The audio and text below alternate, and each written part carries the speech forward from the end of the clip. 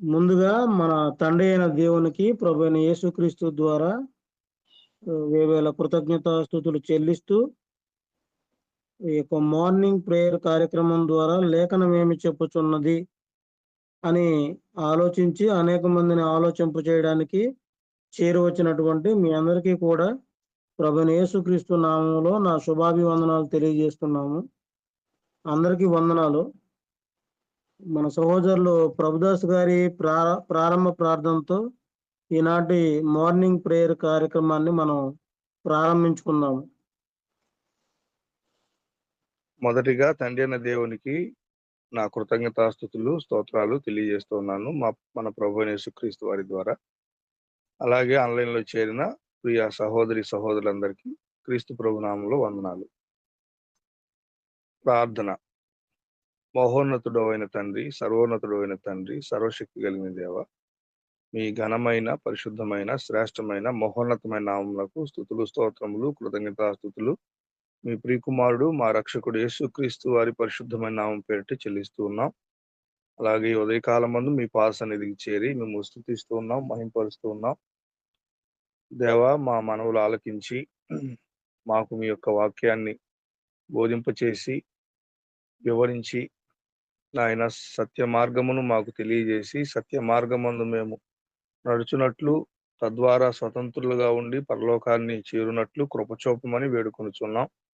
దేవా, మా నాయన ఈ ఆన్లైన్ లో ఉన్న ప్రతి ఒక్క సహోదరి సహోదరిని జ్ఞాపకం చేసుకొని జ్ఞానమును, జ్ఞాపక శక్తిని, ఆరోగ్యమును, ఆయుష్ను ప్రసాదించమని వేడుకొంచున్నాం. అందరినీ కాచి కాపాడండి. అందరైతే ఈ యొక్క ఆన్లైన్ లో ఉండి దేవా మరి మిమ్మల్ని స్తుతిస్తూ ఉన్నారు, అటు వారందరి కుటుంబాల్లో మీరు వారికి తోడుగా ఉండి నడిపించండి. ఈ రోజంతా దయగలిగిన మా తండ్రి, పాటలు పాడబోచున్న సహోదరులను సహోదరులను జ్ఞాపకం చేసుకునండి. వాక్య పరిచర్య చేయుచున్నటువంటి మీ దాసులను జ్ఞాపకం చేసుకుని నాయన జ్ఞానం ఇచ్చి నడిపించండి. ఈ ఆన్లైన్ తరగతి ప్రారంభం నుండి ముగింపు వరకు మీరే తోడుగా ఉండి నడిపించి సమస్తమైన ఘనత, మహిమ, ప్రభావం మీరే పొందమని ప్రభు యేసుక్రీస్తు వారి పరిశుద్ధమైన నామం పెట్టి మనవులు అడిగి వేడుకుంటున్నాము తండ్రి. ఆమేన్. Thank you. ప్రార్థన చేసినటువంటి సహోదరులు ప్రభుదాస్ గారికి వందనాలు తెలియజేస్తున్నామండి. తర్వాత పాటలలో భాగంగా సహోదరి జ్యోతి, చల్లపల్లిలో ఉంటున్నటువంటి సహోదరి జ్యోతి ఒక కీర్తన పడుతుంది, వాళ్ళ అమ్మగారు కానీ జ్యోతి చెల్లి కానీ. తర్వాత స్వామి గారు ఒక కీర్తన పడతారు.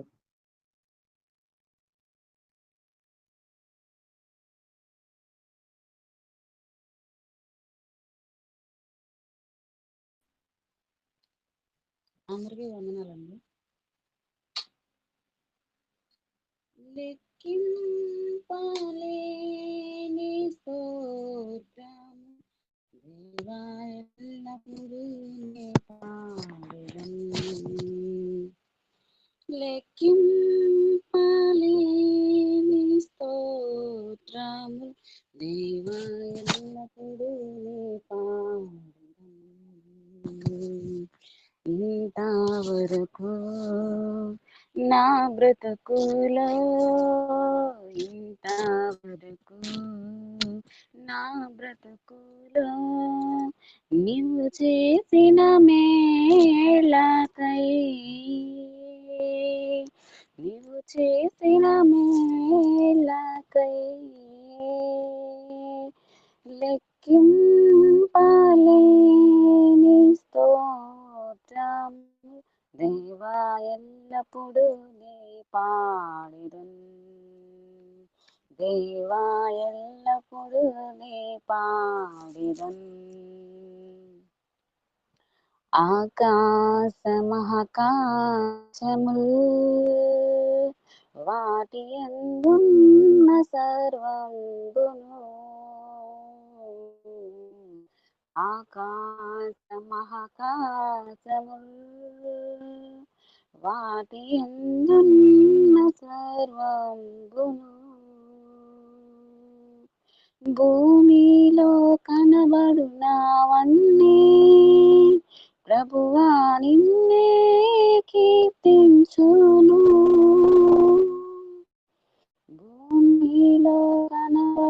నావన్నీ ప్రభువా నిన్నే కీర్తించును లెక్కింపలేని స్తోత్రము దేవా ఎల్లప్పుడూ నే పాడెదన్ దేవా ఎల్లప్పుడూ నే పాడెదన్ అడవిలో నివసించువన్నీ సుడిగాలియు మంచును అడవిలో నివసించువన్నీ సుడిగాలియు మంచును భూమిపై ఉన్నవన్నీ దేవా నిన్నే పొగడును భూమిపై ఉన్నవన్నీ దేవా నిన్నే పొగడును లెక్కింపలేని స్తోత్రములు దేవా ఎల్లప్పుడూ నీ పాడెదన్ దేవా ఎల్లప్పుడూ నీ పాడెదన్ నీటిలో నివసించు ప్రాణులు ఈ భూమిలోని జీవరాశులు నీటిలో నివసించు ప్రాణులు ఈ భూమిలోని జీవరాశులు ఆకాశమున ఎగురునవన్నీ ప్రభువా నిన్నే కీర్తించును ఆకాశమున ఎగురునవన్నీ ప్రభువా నిన్నే కీర్తించును లెక్కింపలేని స్తోత్రములు దేవా ఎల్లప్పుడూ నీ పాడెదన్ దేవా ఎల్లప్పుడూ నీ పాడెదన్ ఇంతవరకు నా బ్రతుకులో ఇంతవరకు నా బ్రతుకులో నీవు చేసిన మేలకై నీవు చేసిన మేలకై లెక్కింపలేని స్తోత్రములు దేవా ఎల్లప్పుడూ నీ పాడెదన్ దేవా ఎల్లప్పుడూ నీ పాడెదన్ అందరికీ వందనాలండి. తండ్రి దేవునికి కృతజ్ఞత స్తుతులు చెల్లించుకుంటున్నాను. కూడి వచ్చిన మీ అందరికి నా ప్రత్యేకంగా రవిబాబుకి వందనాలు. అందరికి వందనాలు. ఆకాశమా ఆలకించమా అని పాట పాడి దేవునికి మహిమగా అందరం పాడదాము. ఆకాశమా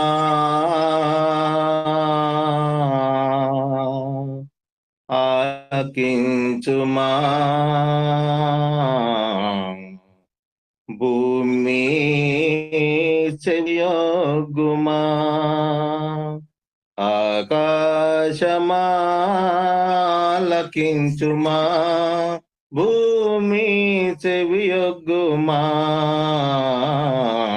ఆకాశమా ఆలకించుమా భూమి చెవియొగ్గుమా పిల్లలను కనియున్నాను పెంచి పెద్దవారినిగా చేసియున్నాను వారు నా మీద తిరగబడి ఉన్నారు నన్ను విడిచి వ్యర్థముగా తిరుగుచున్నారు వారు నా మీద తిరగబడి ఉన్నారు నన్ను విడిచి వ్యర్థముగా తిరుగుచున్నారు. ఆకాశమా లకించుమా, భూమి చెవియొగ్గుమా. ఎద్దు తన కామాందును సరిగా నెరుగును, గాడిద తన సొంత వాని దొడ్డు తెలుసుకొనును. ఎద్దు తన కామాందును సరిగా నెరుగును, గాడిద తన సొంత వాని దొడ్డు తెలుసుకొనును. కాని నా జనులకు తెలివి లేక చెడియున్నారు. జీవజలము ఊటను నన్ను విడిచియున్నారు. కాని నా జనులకు తెలివి లేక చెడియున్నారు. జీవజలము ఊటను నన్ను విడిచియున్నారు. జీవజలము ఊటను నన్ను విడిచియున్నారు. ఆకాశమా లకించుమా, భూమి చెవియొగ్గుమా. ఆకాశమా లకించుమా, భూమి చెవియొగ్గుమా. సృష్టికర్త అయిన నన్ను ఎరిగియుండియు సృష్టమునే పూజింప ఇది న్యాయమా. సృష్టికర్త అయిన నన్ను ఎరిగియుండియు సృష్టమునే పూజింప ఇది న్యాయమా. దుర్నీతి చేత సత్యమును అడ్డగించుచు భక్తిహీనులైన వారికి ధర్మమా. దుర్నీతి చేత సత్యమును అడ్డగించుచు భక్తిహీనులైన వారికి ధర్మమా. భక్తిహీనులైన వారికి ధర్మమా. ఆకాశమా లకించుమా, భూమి చెవియొగ్గుమా. ఆకాశమా లకించుమా, భూమి చెవియొగ్గుమా. కన్యక తన ఆభరణములను మరచునా, పెండ్లి కుమారి తన వడ్డాణమును మరచునా. కన్యక తన ఆభరణములను మరచునా, పెండ్లి కుమారి తన వడ్డాణమును మరచునా. కాని నా ప్రజలు లెక్కలే నన్ను దినములు, నన్ను మరచి దూరముగా చెదిరియున్నారు. కాని నా ప్రజలు లెక్కలే నన్ని దినములు, నన్ను మరచి దూరముగా చెదిరియున్నారు. నన్ను మరచి దూరముగా చెదిరియున్నారు. ఆకాశమా లకించుమా, భూమి చెవియొగ్గుమా. ఆకాశమా లకించుమా, భూమి చెవియొగ్గుమా.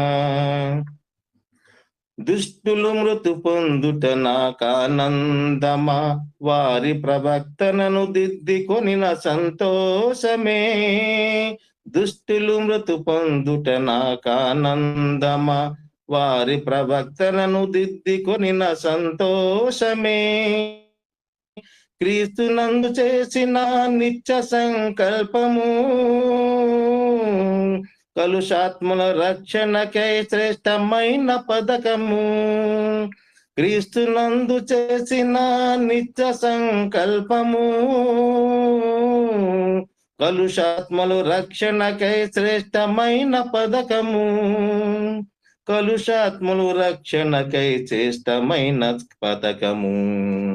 ఆకాశమా లకించుమా, భూమి చెవియొగ్గుమా. ఆకాశమా లకించుమా, భూమి చెవియొగ్గుమా. పిల్లలను కనియున్నాను, పెంచి పెద్దవారినిగా చేసియున్నాను.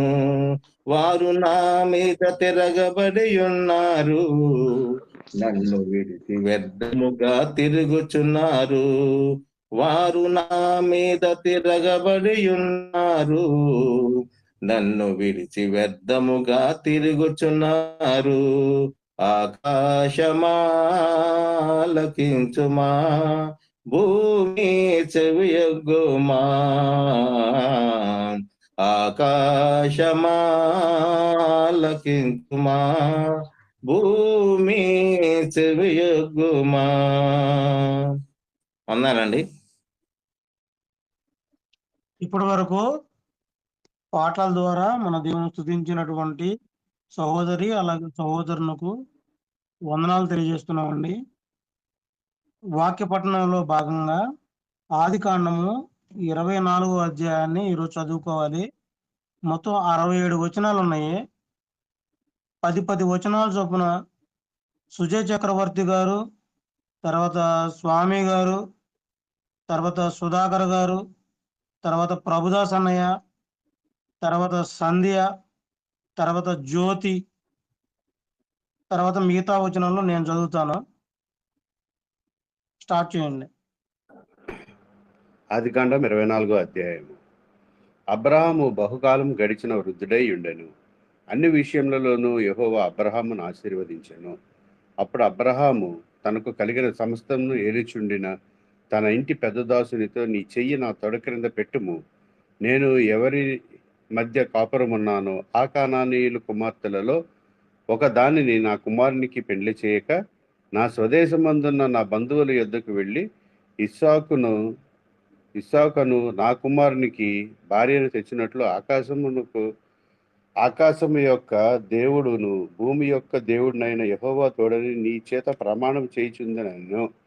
ఆ దాసుడు ఈ దేశమునకు నా వెంట వచ్చుటకు ఒకవేళ ఆ స్త్రీ ఇష్టపడని ఎడల నీవు బయలుదేరి వచ్చిన ఆ దేశమునకు నేను నీ కుమారుని తీసుకొని పోవలనా అని అడుగగా, అబ్రహాము, అక్కడికి నా కుమారుని తీసుకొని పోకూడదు సుమి. నా తండ్రి ఇంట నుండి నేను పుట్టిన దేశం నుండి నన్ను తెచ్చి నాతో మాట్లాడిన నీ సంతానమునకు ఈ దేశమునిచ్చేదనని ప్రమాణము చేసి నాతో చెప్పిన పరలోకపు దేవుడగు యెహోవా తన దూతను నీకు ముందుగా పంపును. అక్కడ నుండి నీవు నా కుమారునికి భార్యను తీసుకొని వచ్చేదవు. అయితే నీ వెంట వచ్చుటకు ఆ స్త్రీ ఇష్టపడని ఎడల ఈ ప్రమాణము నుండి నీవు విడుదల పొందేదవు గాని నీవు నా కుమారుని అక్కడికి తీసుకొని పోకూడదని అతనితో చెప్పాను. ఆ దాసుడు తన యజమానుడు అబ్రహాము తొడ క్రింద తన చేయి పెట్టి ఈ సంగతి విషయమే ప్రమాణం చేశాను. అతడు తన యజమానుని ఒంటెలలో 10 ఒంటెలను, తన యజమాని ఆస్తిలో శ్రేష్టమైన నానా విధముల వస్తువులను తీసుకొని పోయాను. అతడు లేచి అర్మ్నాను హరాయినులోనున్న నాహోరు పట్టణము చేరి, సాయంకాలమందు స్త్రీలు నీళ్లు చేదుకొనవచ్చు వేళకు ఆ ఊరి బయట ఉన్న నీళ్ల బావి యొద్ద తన ఒంటెలలో మోకరింపజేసి ఇచ్చాను. తమ్ముడు స్వామి గారు తమ్ముడు చదువు, కొద్దిగా నాకు నోరు తిరగదు. 10 వచనాలు కూడా మీరే చదవండి, సుజయ్ చక్రవర్తి గారు. నా యజమానుడు అబ్రహాము దేవుడినైన యెహోవా నేను వచ్చిన కార్యం త్వరలో సఫలము చేసి నా యజమానుడు అబ్రహాము మీద అనుగ్రహము చూపుము, చిత్తగించుము. నేను ఈ నీళ్ల ఓట యొద్ద నిలుచుచున్నాను. ఈ ఊరి వారి పిల్లలలో నీళ్లు చేదుకొనుటకు వచ్చుచున్నారు. బట్టి నేను త్రాగునట్లు నీవు నిమిషం అండి చిత్తగించుము. నేను ఈ నీళ్లు ఓట యొద్ద నిలుచుచున్నాను. ఈ ఊరి వారి పిల్లలు ఒక్క నిమిషం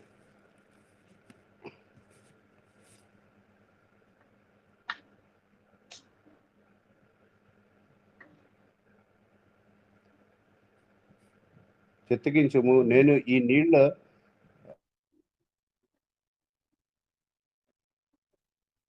కరెంట్ కొంచెం పోయింది. ఎవరైనా చదువుతారా? సార్ నేను చదువుతానండి. చిత్తగించము, నేను ఈ నీళ్ల ఊట యొద్ద నిలుచుచున్నాను. ఈ ఊరి వారి పిల్లలు నీళ్లు చేదుకొనుటకు వచ్చుచున్నారు. కాబట్టి నేను త్రాగునట్లు నీవు దయచేసి నీ కడవను వంచుమని నేను చెప్పగా, నీవు త్రాగుము, నీ ఒంటెలకును నీళ్లు పెట్టెదనని ఏ చిన్నది చెప్పునో ఆమెయే నీ సేవకుడైన ఇస్సాకు కొరకు నీవు నియమించినదై ఉండునుగాక. అందువలన నీవు నా యజమానుని మీద అనుగ్రహము చూపితువని తెలుసుకొందునెను. అతడు మాట్లాడుట చాలింపక ముందే అబ్రాహాము సహోదరుడైన నాహోరు భార్యకు మిల్కా కుమారుడైన బెతూయేలునకు పుట్టిన రెబెకా కడవ భుజం మీద పెట్టుకుని వచ్చెను. ఆ చిన్నది మిక్కిలి చక్కనిది, ఆమె కన్యక, ఏ పురుషుడును ఆమెను కూడలేదు. ఆమె ఆ బావిలోనికి దిగిపోయి కడవను నీళ్లతో నింపుకొని ఎక్కి రాగా, ఆ సేవకుడు ఆమెను ఎదుర్కొనుటకు పరిగెత్తి, నీ కడవలో నీళ్లు కొంచెము దయచేసి నన్ను త్రాగనిమ్మని అడిగెను. అందుకామె, అయ్యా త్రాగుమని చెప్పి త్వరగా తన కడవను చేతి మీదకు దించుకొని అతనికి దాహం ఇచ్చెను. మరియు ఆమె అతనికి దాహం ఇచ్చిన తరువాత, నీ ఒంటెలు త్రాగుమట్టుకు వాటికి నీళ్లు చేదిపోయిదునని చెప్పి త్వరగా గాడిలో తన కడవ కుమ్మరించి తిరిగి చేదుటకు ఆ బావికి పరిగెత్తుకొని పోయి అతని ఒంటెలన్నిటికీ నీళ్లు చేది పోసెను. సుధాకర్ గారు. తర్వాత ప్రభుదాస్ అన్నయ్య. ఎన్నో వచనం కానించున్నా 21వ వచనం నుంచి బ్రదర్ 30వ వచనం వరకు. ప్రభుదాస్ అన్నయ్య 30 నుంచి 40 వచనాలు.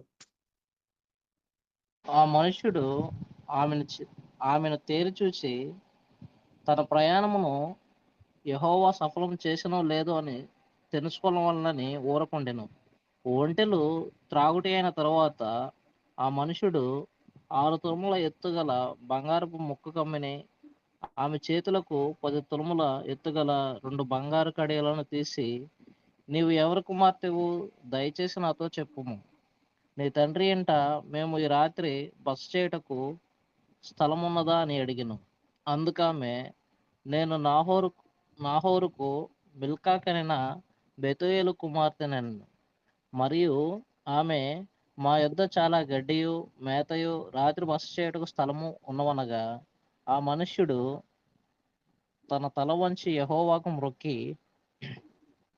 అబ్రహామును నా యజమానుని దేవుడైన యెహోవా స్తుతింపబడును గాక. ఆయన నా యజమానునికి తన కృపను తన సత్యమును చూపటం మానలేదు. నేను త్రోవలో నుండగానే యెహోవా నా యజమానుని బంధువుల ఇంటికి నన్ను నడిపించినాడు. అంతటా ఆ చిన్నది పరిగెత్తుకొని పోయి ఈ మాటలు తన తల్లి ఇంటి వారికి తెలిపెను. రిబ్కా లాబానునకు ఒక సహోదరుడు ఉంటెను. అప్పుడు లాబాను ఆ బావి దగ్గర వెలుపటనున్న ఆ మనుషుని యొద్దకు పరిగెత్తుకొని పోయాను. అతడు ఆ ముక్కు కమ్మిని తన సహోదరి చేతులనున్న ఆ కడియలను చూచి, ఆ మనుష్యుడు ఇలాగ నాతో మాట్లాడనని తన సహోదరి అయిన రిబ్కా చెప్పిన మాటలు విని అతడు ఆ మనుషుని యొద్దకు వచ్చును. అతడు రాగా అతడు ఆ బావి యొద్ద ఒంటెల దగ్గర నిలిచి ఉండగా, లాబాను, యెహోవా వలన ఆశీర్వదింపబడిన వాడా, లోపలికి రమ్ము, నీవు బయట నిలువనేలా ఇల్లును ఒంటెలకు స్థలమును నేను సిద్ధం చేస్తున్నాను నిన్ను. ప్రభుదాస్ అన్నయ్య.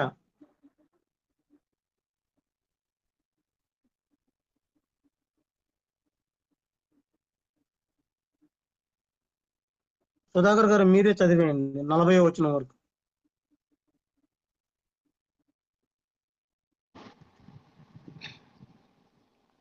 ఆ మనుష్యుడు ఇంటికి వచ్చినప్పుడు లాబాను ఒంటెల గంతలు విప్పి ఒంటెలకు గడ్డియు మేతయు కాళ్ళు కడుక్కున్నటకు అతనికి అతనితో కూడా ఉన్న వారికి నీళ్లు ఇచ్చి అతనికి భోజనం పెట్టించెను. కానీ అతడు, నేను వచ్చిన పని చెప్పక మనకు భోజనము చేయననగా లాబాను చెప్పమనెను. అంతటా అతడు ఇట్లనెను, నేను అబ్రహాము దాసుడును. యెహోవా నా యజమానుని బహుగా ఆశీర్వదించెను గనుక అతడు గొప్పవాడాయెను. అతనికి గొర్రెలను, గొడ్లను, వెండి బంగారములను, దాసదాసి జనము, ఒంటెలను, గాడిదలను దయచేసెను. నా యజమానుని భార్య అయిన శారా వృద్ధాప్యంలో నా యజమానునికి కుమారుని కనెను. నా యజమానుడు తనకు కలిగిన యావత్తును అతనికి ఇచ్చి ఉన్నాడు. మరియు నా యజమానుడు నాతో, ఎవరి దేశమందు నివసించుచున్నానో ఆ కనానీయుల పిల్లలో ఒక పిల్లను నా కుమారునికి పెండ్లి చేయవద్దు. అయితే నా తండ్రి ఇంటికి నా వంశస్థుల యొద్దకు వెళ్ళి నా కుమారునికి పెండ్లి చేయుటకు ఒక పిల్లను తీసుకొని రావాలని నా చేత ప్రమాణం చేయించను. అప్పుడు నేను నా యజమానునితో, ఆ స్త్రీ నా వెంట రాదేమో అని చెప్పినందుకు అతడు, ఎవని సన్నిధిలో నేను జీవించుచున్నానో ఆ యెహోవా నీతో కూడా తన దూతను పంపి నీ ప్రయాణము సఫలం చేయను గనుక నీవు నా వంశస్థులలో నా తండ్రి ఇంట నుండి నా కుమారునికి భార్యను తీసుకుని వచ్చేదువు. సంధ్య. నీవు నా వంశస్థుల యొద్దకు వెళ్ళితివా? ఈ ప్రమాణము విషయములో ఇక నీకు బాధ్యత ఉండదు. వారు ఆమెను ఇయ్యని ఎడల కూడా ఈ ప్రమాణము విషయములో నీకు బాధ్యత ఉండదని చెప్పాను.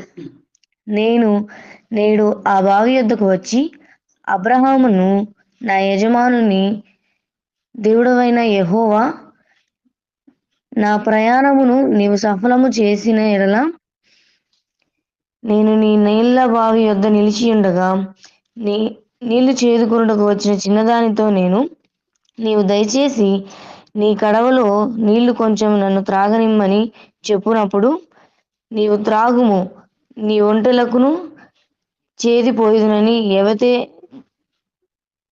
చెప్పునో ఆమెయే నా యజమానుని కుమారునికి యెహోవా నియమించిన పిల్లై యుండును గాకని మనవి చేసుకొంటిని.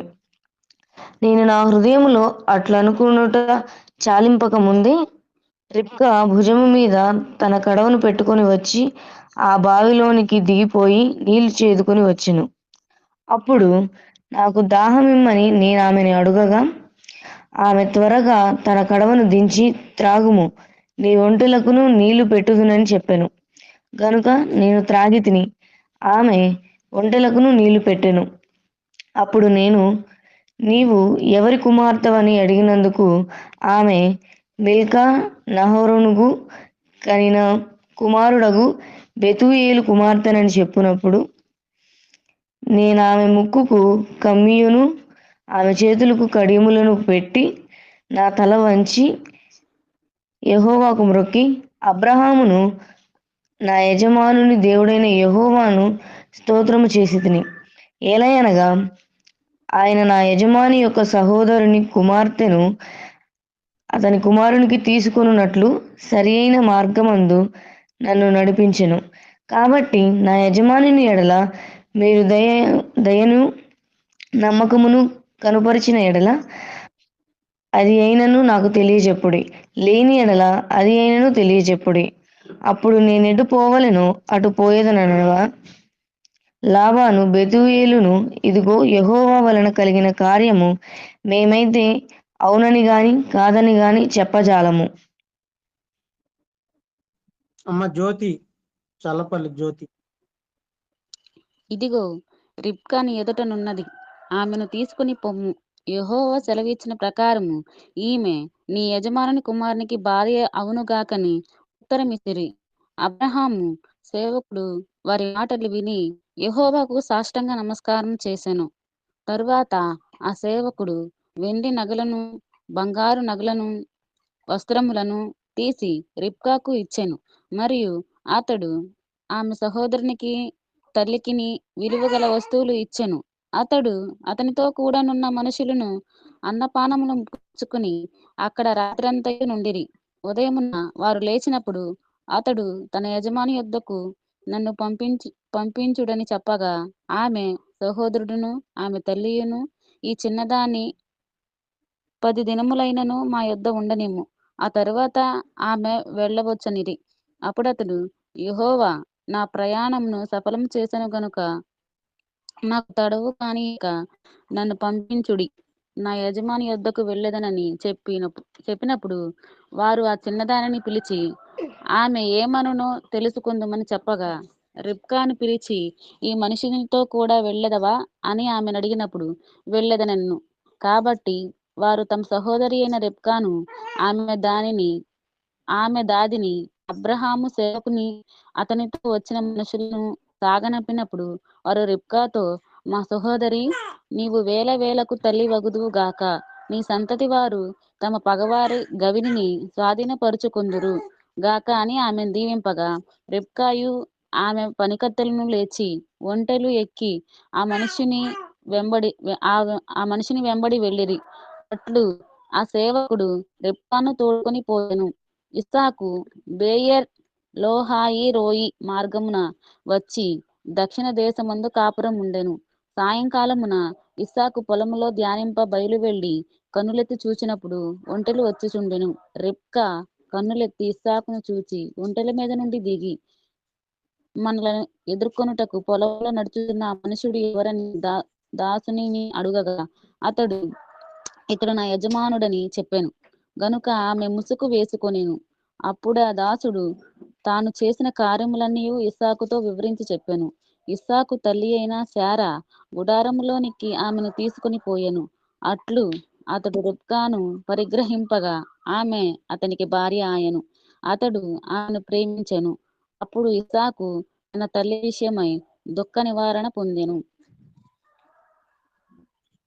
వాక్య పట్టణంలో భాగంగా చదివినటువంటి సహోదరి అలాగే సహోదరులందరికీ కూడా వందనాలు తెలియజేస్తున్నామండి. ఈ 24వ అధ్యాయాన్ని చక్కగా క్లుప్తంగా వివరించవలసిందిగా సహోదరులు ఎలీషా గారిని ఆహ్వానిస్తున్నాము. ఆ తర్వాత దేవకిరణ్ గారి మెసేజ్ కొరకు కూడా చివరిలో ఎలీషా గారు ప్రార్థన చేయవలసిందిగా ప్రేమతో ఆహ్వానిస్తున్నాం. అందరికీ వందనములండి. బ్రదర్, ఇది ఎంత సమయంలో చెప్పాలి? తీసుకున్నాం. ఇది పెద్ద అధ్యాయం కాబట్టి 10 నిమిషాలు 15 నిమిషాలు తీసుకోండి. సరే బ్రదర్. ప్రియమైనటువంటి సహోదరులారా, ఈ ఉదయకాల సమయంలో దేవుడు మాకు అనుగ్రహించినటువంటి ఈ యొక్క గొప్ప కృపను బట్టి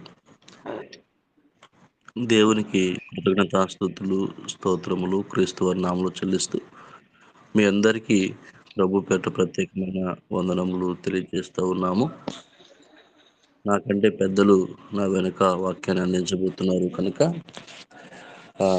నేను అతి తక్కువ సమయంలోనే వివరించడానికి ప్రయత్నించి మిగిలిన సమయాన్ని ప్రియులు దేవకర్ గారికి అప్పగించుకుందాము. గమనించండి కదా, ఈ 24వ అధ్యాయాన్ని గుర్తుపెట్టుకోవడానికి ఇస్సాకు గారి వివాహానికి వచ్చినటువంటి సందర్భాలు 24వ అధ్యాయం అంతయు ఇస్సాకు యొక్క వివాహానికి వచ్చినటువంటి సందర్భం ఒకటే. ఈ వివాహం ఎలా జరిగింది అనేటువంటిది ఈ అధ్యాయం అంతయు కూడా మనకు వివరిస్తూ ఉన్నది. సరే, 1వ వచనం మనం చదువుతున్నప్పుడు అబ్రహాము బహుకాలము గడిచిన వృద్ధుడై ఉండెను అన్నాడు. బహుకాలము అంటే మనం సుమారుగా ఎంత అనుకోవచ్చు అంటే, వాక్యాన్ని మనం క్లియర్గా చదివినప్పుడు 140 సంవత్సరాల వయసు అండి. 140 సంవత్సరాల వయసు. ఎలాగంటే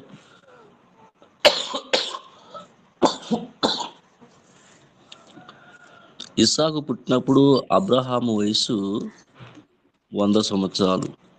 ఇది మనకు 21వ అధ్యాయంలో క్లియర్గా మనకు కనబడుతూ ఉంది. 21వ అధ్యాయం 5వ వచనంలో అబ్రహాము కుమారుడైన ఇస్సాకు అతనికి పుట్టినప్పుడు అతడు 100 ఏండ్ల వాడు. ఇస్సాకు పుట్టినప్పుడు అబ్రహాము వయసు ఎంత? 100 సంవత్సరాలు. ఇస్సాకు పెళ్లి చేసుకున్నది ఎప్పుడు అంటే 25వ అధ్యాయము 20వ వచనంలో మనం చూస్తుంటే, ఇస్సాకు పద్దనారంలో నివసించి సిరియావాడైన బెతూయేలు కుమార్తెయును సిరియావాడైన లాబాను సహోదరునైన రెబెకాను పెళ్లి చేసుకున్నప్పుడు 40 సంవత్సరాల వాడు. అంటే ఇస్సాకు వివాహము చేసుకున్నది 40 సంవత్సరాల వయసులో. ఇస్సాకు పుట్టినది అబ్రహామునకు 100 సంవత్సరాల వయసులో. అంటే అబ్రహాము వయసు ఎంత అంటే 140 సంవత్సరాలు. బహుకాలం గడిచిన వృద్ధుడు అంటే 140 సంవత్సరాలు ఇతనికి వచ్చాయని మనం క్లియర్గా చెప్పగలము. అయితే శారా చనిపోయిన తర్వాత 3 సంవత్సరాలకు వివాహం చేసుకున్నాడు అని కూడా మనం క్లియర్గా చెప్పొచ్చు. 23వ అధ్యాయం 1వ వచనాన్ని చదువుతున్నప్పుడు, శారా జీవించిన కాలము అనగా శారా బ్రతికిన ఏండ్లు 127 సంవత్సరాల వయసులో శారా చనిపోయింది. అప్పుడు అబ్రహాము వయసు 137. ఇంకో 3 సంవత్సరాలు ఆగి 40వ సంవత్సరంలో అబ్రహామునకు 140 సంవత్సరాలు, ఇస్సాకునకు 40 సంవత్సరాలు, శారా చనిపోయి అప్పటికి 3 సంవత్సరాలు. ఈ వయసులో అబ్రహాము ఇస్సాకునకు పెళ్లి చేయటానికి సిద్ధపడ్డాడు. ఓకే, పెళ్లి చేయటానికి అబ్రహాము ఇంటనున్నటువంటి పనివాడిని పంపించాడండి. పనివాడిని పంపడానికి కొన్ని వివరాలు చెప్పాడు. నువ్వు ఇదిగో ఇక్కడ నివాసం చేస్తున్నట్టు ఈ ప్రదేశంలో మాత్రం వద్దు, నా స్వదేశం ఏదైతే ఉందో ఆ స్వదేశానికి వెళ్ళి నా యొక్క వంశస్థులలో ఒక దానిని నా కుమారునికి భార్యగా తీసుకురమ్మని పంపించాడు. అడ్రస్ ఇచ్చేశాడు.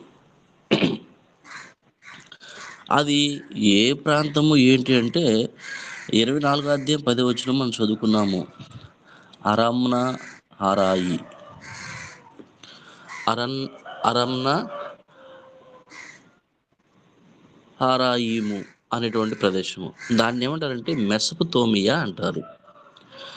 మెసొపొతేమియాలో ఉన్నప్పుడు అబ్రహాం ఏం చేశాడంటే తన కుటుంబాన్ని విడిచిపెట్టి వచ్చేసినటువంటి సంగతులు మనకు 11వ అధ్యాయం ఆదికాండం 11వ అధ్యాయం 30వ వచనంలో కనబడుతూ ఉంటాయి. అపోస్తుల కార్యము 7వ అధ్యాయం 2వ వచనంలోనూ మనకు క్లియర్గా కనబడుతుంటుంది. అబ్రహాము మెసొపొతేమియా నుండి వచ్చేసాడు అనే సంగతి కనబడుతుంది. ఈ మెసొపొతేమియా ప్రాంతంలో ఎవరున్నారంటే తన తమ్ముడు సోదరుడు ఉన్నాడు. ఆ ప్రాంతానికి వెళ్ళి అక్కడ నుండి తీసుకురమ్మని ఆ పనివాడిని పంపించాడు. పనివాడిని పంపుతూ పనివాని చెయ్యి అబ్రహాము తొడ కింద పెట్టుకొని ప్రమాణం చేయించాడు. మన చేతిలో చేసి ప్రమాణం చేసినట్టుగా అబ్రహాం గారు ఏం చేశాడంటే తన తొడ కింద చేయి పెట్టించుకుని ప్రమాణం చేయించాడు. వెళుతూ ఏం చెప్పాడు అంటే కొన్ని వస్తువులను, బంగారపు వస్తువులను కూడా తీసుకుని వెళుతూ ఉన్నాడు. వెళుతూ పనివాడు అన్నాడు, అయ్యా, ఒకవేళ ఆ చిన్నది కానీ నేను రాను అంటే నేను మరలా వచ్చి నీ కుమారుని అక్కడికి తీసుకుని వెళ్ళి వాళ్ళకు చూపించి మాట్లాడి తీసుకురావాలా ఎలాగా అన్నాడు. లేదు,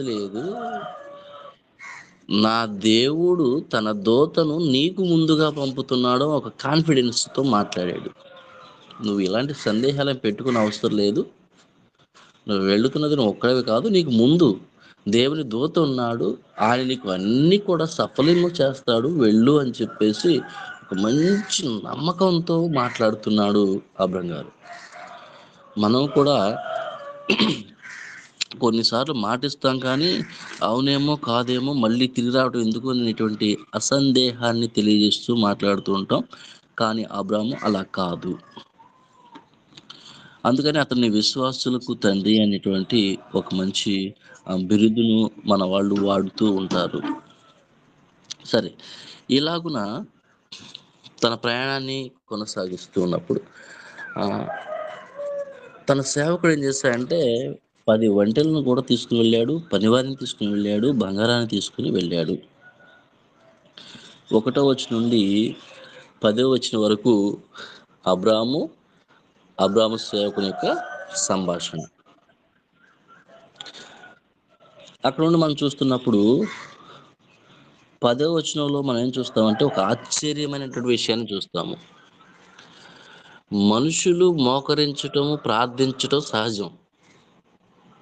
కానీ ఈ సేవకుడు ఒంటెలను కూడా మోకరింపచేసి ప్రార్థన చేశాడండి. ఒంటెలను కూడా మోకరింపచేసి అతడు ప్రార్థన చేశాడు. ఇది ఆశ్చర్యం. సరే, ఈయన చేసిన ప్రార్థన ఏంటో మనం చూసినప్పుడు చాలా క్లియర్గా ఉంది. సాయంకాలమందు స్త్రీలు నీళ్లు చేదుకుని వచ్చు వేళకు ఆ ఊరి బయటనున్న నీళ్ల బావి యొద్ద తన ఒంటెలను మోకరింపచేసి ఇట్లనెను. 12వ వచనం. నా యజమానుడగు అబ్రహాము దేవుడైన యెహోవా, నేను వచ్చిన కార్యము త్వరలో సఫలము చేసి నా యజమానుడగు అబ్రహాము మీద అనుగ్రహము చూపుము, చిత్తగించుము. నేను ఈ నీళ్ల ఊట యొద్ద నిలిచిచున్నాను. ఈ ఊరి వారి పిల్లలు నీళ్లు చేదుకుంటూ వచ్చుచున్నారు. కాబట్టి నేను త్రాగునట్లు నీవు దయచేసి నీ కడవను ఉంచుమని. ఈ 14వ వచనాన్ని అండర్లైన్ చేసుకోండి. నీ కడవను ఉంచుమని నేను చెప్పగా నీవు త్రాగుము. నీ ఒంటెలకును నీళ్లు పెట్టేదనని ఏ చిన్నది చెప్పునో ఆమెయే నీ సేవకుడైన ఇస్సాకు కొరకు నీవు నియమించినదై ఉండునుగాక. అందువలన నీవు నా యజమానుని మీద అనుగ్రహము చూపితవని తెలుసుకొందునెను.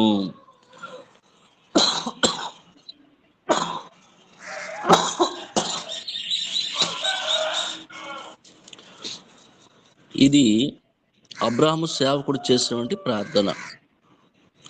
ఈ ప్రార్థన చాలించక ముందే రెబెకా వస్తూ ఉందండి. ఈ రెబెకా ఎవరంటే అబ్రహాము సహోదరుడైన నాహోరు భార్యకు మిల్కా కుమారుడైన బెతూయేలుకు పుట్టిన రెబెకా. ఈ నాహోరు ఎవరు అంటే అబ్రహాము విడిచి వచ్చినటువంటి తమ్ముడు ఉన్నాడే, సోదరుడు. ఆ సోదరుడే నాహోరు. నాహోరు భార్య పేరు మిల్కా. నాహోరు మిల్కాకు పుట్టినటువంటి కుమారుడు బెతూయేలు. బెతూయేలుకు పుట్టినటువంటి కుమారుడు లాబాను. బెతూయేలు కుమార్తె రెబెకా. ఇక ఈ వరుస క్రమాన్ని చూడండి. దీన్ని బట్టి మనకు ఒక విషయం అర్థమవుతుంటుంది. ఈ క్రమంలో మనం చూసినప్పుడు అబ్రహాము కుమారుడు ఇస్సాకు, నాహోరు కుమారుడు బెతూయేలు, బెతూయేలు కుమార్తె రెబెకా. అంటే బెతూయేలు ఇస్సాకు సొంత అన్నదమ్ముల పిల్లలు అన్నదమ్ములు. ఇప్పుడు రెబెకా వచ్చేసి ఇస్సాకునకు ఏం కావాలి అని మనం చూస్తే అన్న కూతురు లేదా తమ్ముడు కూతురు. ఈ క్రమంలో ఆమెను చూసినప్పుడు చాలా చక్కనిది. అయితే అబ్రాహాము సేవకుడు నీళ్లు పొయ్యమని అడిగినప్పుడు ఆమె ఏమన్నది అంటే, నువ్వు త్రాగు, నీ ఒంటిలో కూడా తోడు పోసేదను, వాటికి కూడా నీళ్లు పెట్టేసే అని కడవలో ఉన్న నీళ్లు అబ్రాహాము సేవకు పోసిన తర్వాత మిగిలిన నీళ్లు ఒంటెలు త్రాగేటువంటి తొట్టిలో పోసేసింది. పోసేసి వెంటనే వెళ్ళిపోయి మరలా నీళ్లు చేదుకొని వస్తూ వాటికి పెట్టేసేటువంటి విధానంలో ఆమె ఎంతో చురుకుగాను ఎంతో శక్తివంతముగాను ఉన్నట్లు మనకు కనబడుతుంది. అంతేకాదు దేవుని వాక్యమే సెలవిస్తుందంటే దయగల వారు పశువుల ప్రాణమును చూచెదరు అన్నాడు. అలాగున ఈ రెబెకాలో ఉన్నటువంటి ప్రత్యేకమైన గుణం ఏంటంటే పశువుల ఎడల కూడా దయ చూపించేటువంటి మంచి మనస్సు, తెలియనట్టు వారికి కూడా దాహం తీర్చేటువంటి ఒక మంచి మనసు. ఎలాంటి మంచి సుగుణాలు కలిగినటువంటి స్త్రీ దేవుడు ఇస్సాకునకు భారీగా సమకూర్చాడనే సంగతి మనకు అర్థమవుతుంది. అయితే ఇక్కడ ఆశ్చర్యం ఏంటంటే అబ్రహాము సేవకుడు ఏ విధంగా అయితే ప్రార్థన చేశాడో ఆ రీతిగానే ఈమె పట్ల జరిగింది. జరిగిన దాన్ని బట్టి అబ్రహాం సేవకుడు ఏం చేశాడంటే తను తెచ్చినటువంటి బంగారం ఏదైతే ఉందో, ముక్కునకేమో 5 గ్రాములు బంగారము, చేతులకేమో ఈ చేతికి ఒక 50 గ్రాముల బంగారము, ఆ చేతికి ఒక 50 గ్రాముల బంగారము, మొత్తము 10 తులముల బంగారము అంటే 100 గ్రాముల బంగారాన్ని తీసుకొచ్చాడు ఆమె చేతి కడీలకు. అవి ఇచ్చేసాడండి. అవి ఇచ్చేసి, నా పశువులను మీ ఇంటి పెండటానికి స్థలం ఉన్నదా అని అడిగినప్పుడు ఆమె ఉన్నది అని చెప్పి ఇంటికి వెళ్ళిపోయింది. జాగ్రత్తగా గమనించండి. 11వ వచనం నుండి 14వ వచనం వరకు అబ్రాహాము సేవకుడు చేసిన ప్రార్థన. ఆ తర్వాత 15 నుండి 25వ వచనం వరకు అబ్రాహాము సేవకుడు రెబెకాతో సంభాషణ. అలాగ మనం డివైడ్ చేసుకుంటే సింపుల్గా ముందుకెళ్ళిపోవడానికి అవకాశం ఉంటుంది. 26వ వచనం నుండి 30వ వచనం వరకు రెబెకా తన ఇంటి వారితో మాట్లాడటం. రెబెకా బావి వద్దకు వచ్చింది, నీళ్లు పోసింది, అబ్రాహాము సేవకుడితో మాట్లాడింది, ఆ ముక్కు కమ్మెను, ఆ చేతి కడియలను పెట్టుకుంది, ఇంటికి తిరిగి వచ్చేసి తన ఇంటి వారితో మాట్లాడుతుంది. ఏం మాట్లాడుతుందంటే జరిగినటువంటి సంభాషణ మాట్లాడుతుంది. ఆ మాటలు విన్నటువంటి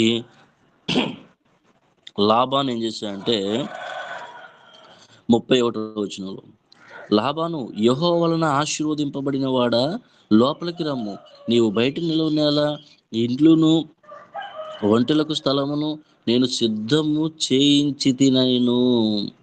ఆ మనుషుడు ఇంటికి వచ్చినప్పుడు లాబాను ఒంటెలు గంతలు విప్పి ఒంటెలకు గడ్డియు మేతయు కాళ్ళు కడుక్కున్నటకు అతనికి అతనితో కూడా ఉన్న వారికి నీళ్లు ఇచ్చి అతనికి భోజనము పెట్టించును. గాని అతడు నేను వచ్చిన పని చెప్పక మునుపు భోజనము చేయననగా.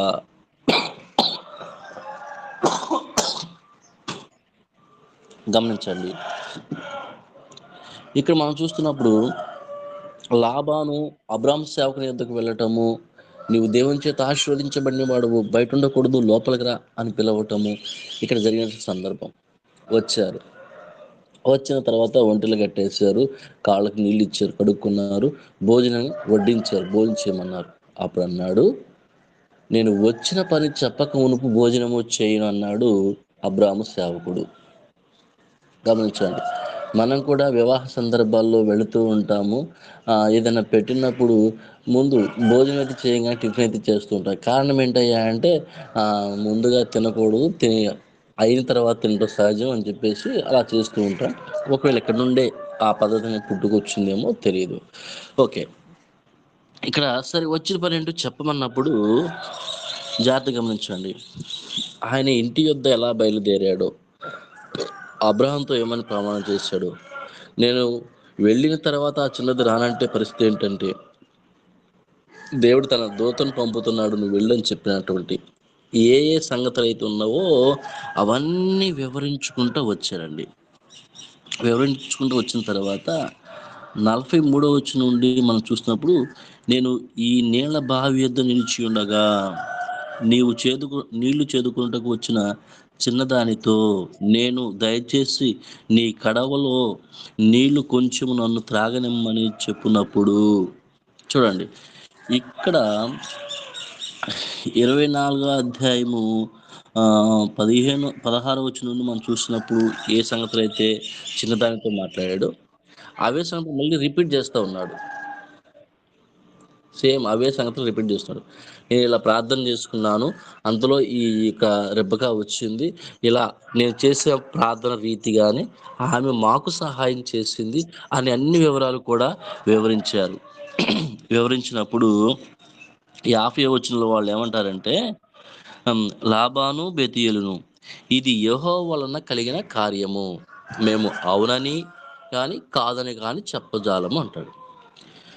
అవునని ఎందుకు అనలేరు, కాదని ఎందుకు చెప్పజాలరు అంటే,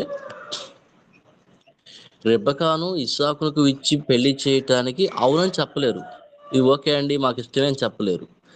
ఎందుకు చెప్పలేరంటే ఇందాక వరుస క్రమాన్ని చూస్తే మనం అబ్రాహాము కుమారుడు ఇస్సాకు అయితే అబ్రాహాము తమ్ముడు కుమారుడు బెతూయేలు. బెతూయేలు ఇస్సాకు అన్నదమ్ములైతే బెతూయేలు కుమార్తెను ఇస్సాకు చేసుకోవాలి. ఇది వరుస కాదు కదా, అందుకని అవునని చెప్పలేరు. వరుస కాదు కాబట్టి వద్దయ్యా ఈ పెళ్లి కాదు జరగదు అని చెప్పాలా? అలాగూ చెప్పజాలము.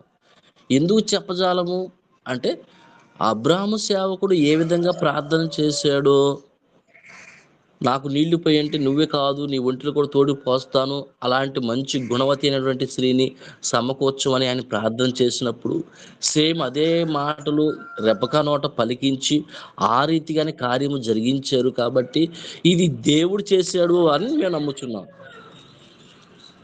అందుకని కాదు అనలేము. వరుసను బట్టి చూస్తే సరే ఓకే అనలేము. ఈ పెళ్లి కాదని చెప్పడానికి ఏమో అది దేవుని యొక్క ఏర్పాట్లు జరిగినట్టుగా అచ్చుగుద్దినట్టు కనబడుతుంది, కాబట్టి కాదనలేము. ఇది యెహోవా వలన కలిగినటువంటి కార్యము అన్నాడు. మనం శుభలేఖలో ఈ పదాన్ని బాగా చూస్తూ ఉంటాం. వాళ్ళు మేనత్త మేనమామ కూతురులు అయినప్పటికీ, మేనమామ మేనగోళ్ళు అయినప్పటికీ, అసలు వాళ్ళెవరు బందెరకు లేనటువంటి వారు చేసుకుంటున్నప్పటికీ అందరికీ కూడా ఇదే వాడుతూ ఉంటాం. అసలు ఇక్కడ సందర్భం ఏంటంటే తండ్రి కూతుళ్ళ వివాహము. ఇది ఎలాగా అంటే ఆయన ప్రార్థించినటువంటి ప్రార్థన పూర్వకంగా జరిగినటువంటిది కాబట్టి ఇలా చెప్పటం జరిగింది. సరే, ఇలాగున దీనికి రెబకా ఇంటి వారు ఈ వివాహానికి సమ్మతించారు. దేవుడు చేసేది కార్యం కాబట్టి మేము కాదనలేము అని సమ్మతించారు. సమ్మతించిన తర్వాత అబ్రాహాము పనివాడు ఏం చేశాడంటే తెచ్చినటువంటి వస్తువులు ఇంకా ఉన్నాయి. ఆ వస్తువులు ఏం చేశాయంటే రెబకా సహోదరికి, రెబకా తల్లికి ఇచ్చాడు. ఇచ్చిన తర్వాత ఆ రాత్రి భోజనం చేశారు, చక్కగా అక్కడ పరున్నారు. ఉదయం లేచి ఆమెను మాతో పంపించండి అంటే రెబకా అన్న, రెబకా తల్లి అన్నారు, అయ్యా ఒక 10 రోజుల పాటు మా దగ్గర ఉంచుకుంటాము, ఆ తర్వాత మీతో పంపిస్తాము అన్నారు. అన్నప్పుడు అబ్రాహాము దాసుడు ఏం మాట్లాడుతున్నాడు మనం చూద్దాం. 55వ వచనం. ఆమె సహోదరుడును ఆమె తల్లియు ఈ చిన్నదాని 10 దినములైనను మా వద్ద ఉండనిమ్ము, ఆ తర్వాత ఆమె వెళ్ళవచ్చుననేది. అప్పుడు అతడు, యెహోవా ఈ ప్రయాణము సఫలము చేసిన గనుక నాకు తడవు కానీక నన్ను పంపించుడి, నా యజమాని యొద్దకు వెళ్ళదనని చెప్పినప్పుడు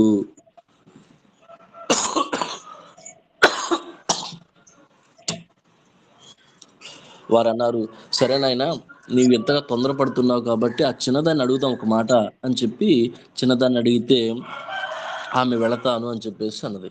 అప్పుడు లాబాను ఏం చేశాడంటే ఆమె దీవించాడు. నీవు వేల మందికి తల్లి వగుదువుగాక, నీవు నీ శత్రువు యొక్క గవిని స్వాధీనపరుచుకుందువుగాక అని దీవించి తనతో పాటు దాస్యనిచ్చి పంపించేశాడు. పంపించే సమయానికి ఇస్సాకర్ ఏం చేస్తున్నాడంటే ధ్యానము చేయటానికి పొలానికి వెళ్ళాడండి. ఏం చేయటానికి? ధ్యానము చేయటానికి. అతడు ఆ దేవుని ఎలా విశ్వాసం కలిగిన వ్యక్తిగాను అనుదినము తన యొక్క పనులు ఎలాంటివి ఉన్నప్పటికీ కూడా దేవుని ధ్యానం చేయటం ఒక ప్రత్యేకమైన మనస్సు కలవానిగా మనం చూస్తున్నాం. అలా ధ్యానం చేయడానికి పొలానికి వెళ్ళినప్పుడు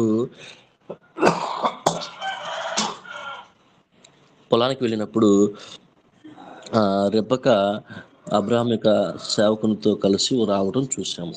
ఆమె చూసి వెంటనే అతను ఎవరు అని చెప్పేసి ఆమె తలకు ముసుగు వేసుకొని కిందకి దిగినటువంటి సందర్భాన్ని చూసాం. అప్పుడు అబ్రాహాము సేవకుడు తీసుకొని వచ్చి ఇస్సాకునకు పరిచయం చేయగా ఇస్సాకు ఆమెను తీసుకుని తన తల్లి గుడారంలోనికి వెళ్ళెను.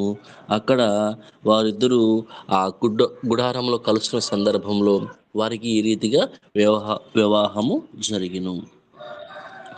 అప్పుడు ఇస్సాకు తన తల్లి విషయమై దుఃఖ నివారణ పొందెను.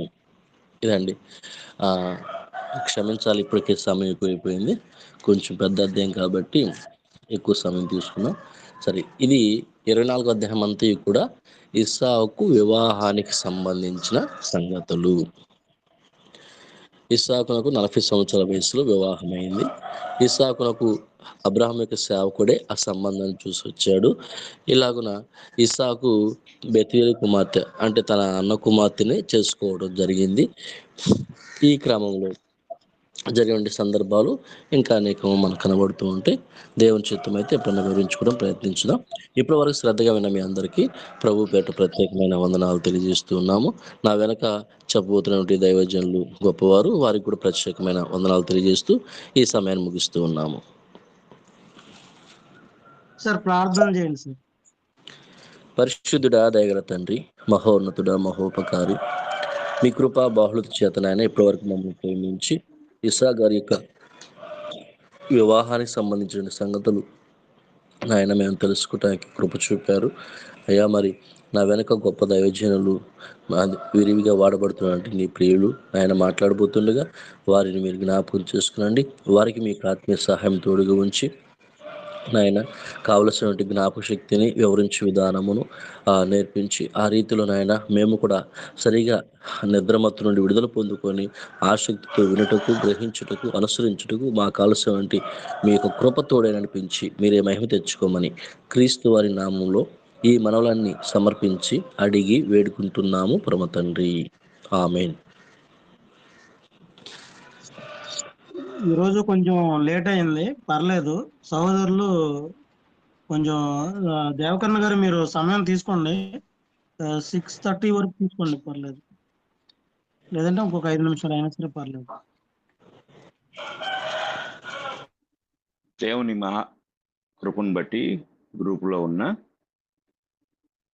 ప్రతి ఒక్కరికి ప్రత్యేకమైన వందనాలు తెలియజేస్తున్నాను. దయచేసి మీరందరూ కూడా మీ ఫోన్ మ్యూట్లో పెట్టుకోవాల్సిందిగా ప్రేమపూర్వకంగా తెలియజేస్తూ ఉన్నాను. ఇంతవరకు మరి సహోదరులు ఎలీషా గారు చాలా చక్కగా ఆదికాండము 24వ అధ్యాయాన్ని వివరించడం జరిగింది.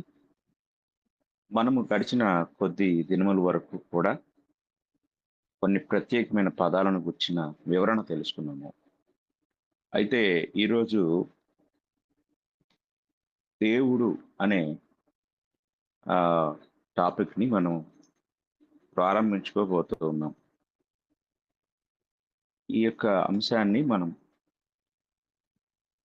ధ్యానించుటకు దేవుడు కృప అనుగ్రహించారు. ఈ అంశంలో ఉన్న ప్రతి విషయాన్ని మనం క్షుణ్ణంగా ధ్యానిద్దాం. మొట్టమొదటిగా దేవుని యొక్క నామములు మరియు బిరుదులు. దేవుని గురించి మనం ధ్యానిస్తున్నప్పుడు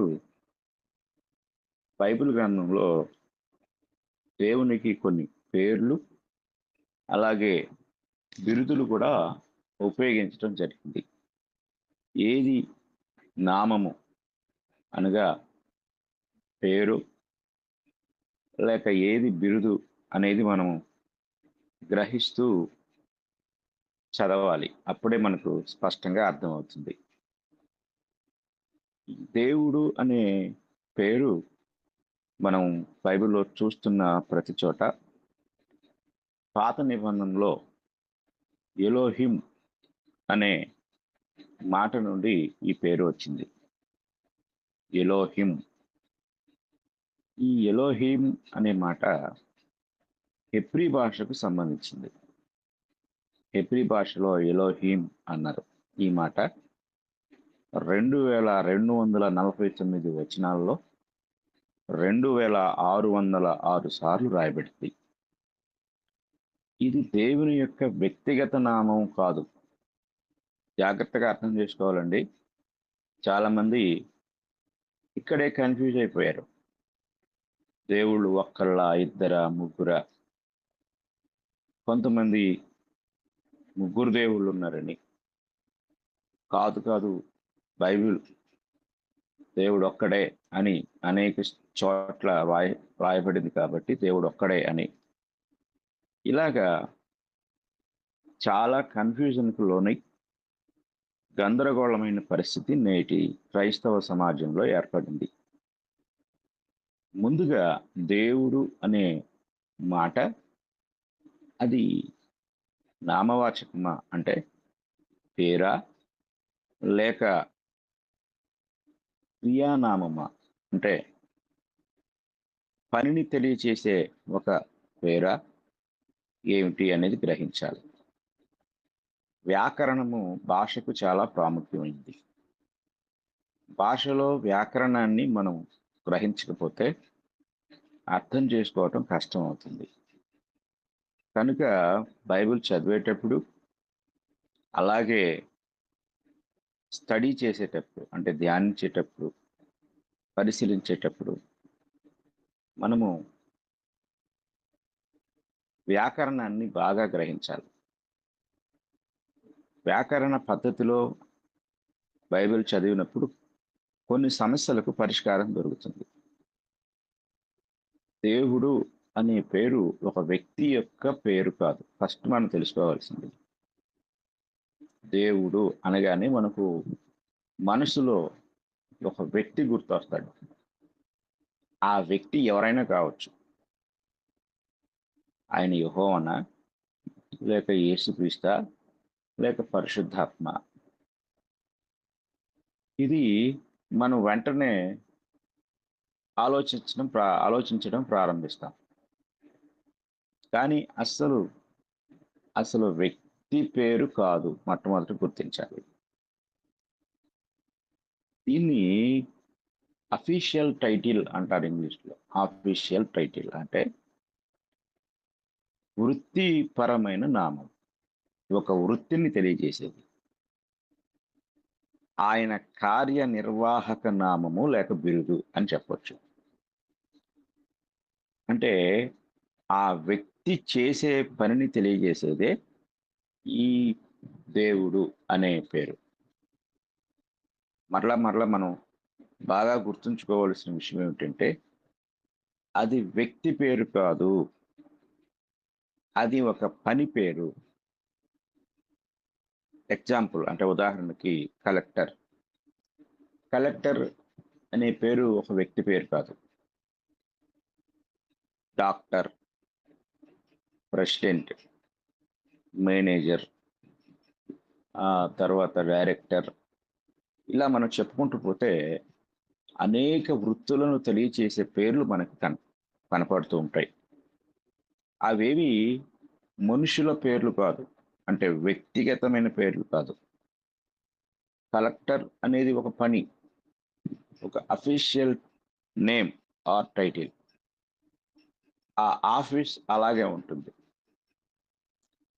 ఆ ఆఫీస్లో పనిచేసే కలెక్టర్ మాత్రమే మారుతూ ఉంటాడు. ఆ కలెక్టర్కి ఒక పేరు ఉంటుంది. ఇప్పుడు మనం ఏ జిల్లాల్లో ఉన్నామో ఆ జిల్లాల్లో ఉన్న కలెక్టర్ల పేర్లు మనకు తెలుసు. ఆయనకు ఒక ప్రత్యేకమైన పేరు ఉంది, పర్సనల్ నేమ్, వ్యక్తిగత నామం. ఆ వ్యక్తి మారుతూ ఉంటాడు, ఆఫీస్ అలాగే ఉంటుంది, పేరు మారుతూ ఉంటుంది. ఆ టేబుల్ మీద ఇంతకు ముందు ఉన్న ఒక వ్యక్తి పేరు ఉంటుంది, ప్రస్తుతం ఉన్న ఒక వ్యక్తి పేరు ఉంటుంది. మనం చూస్తూ ఉంటాం కొన్ని చోట్ల ఎంఆర్ఓ ఆఫీసుల్లో, అలాగే కొన్ని చోట్ల కొన్ని సంవత్సరాల నుండి ఏ సంవత్సరంలో ఎవరక్కడ పనిచేశారో ఆ సంవత్సరం దాని ఎదురు ఆ వ్యక్తి పేరు అలాగా వ్రాయబడి ఉంటుంది లిస్ట్. అంటే అక్కడ ఉన్న పని మండల రెవెన్యూ అధికారి అనేది అక్కడున్న ఒక ఆఫీషియల్ టైటిల్, అధికారిక నామం, పనిని తెలియజేసే నామం. కానీ ఆ వ్యక్తి మారుతూ ఉంటాడు, వ్యక్తులు మారుతూ ఉంటారు, పని అక్కడే ఉంటుంది.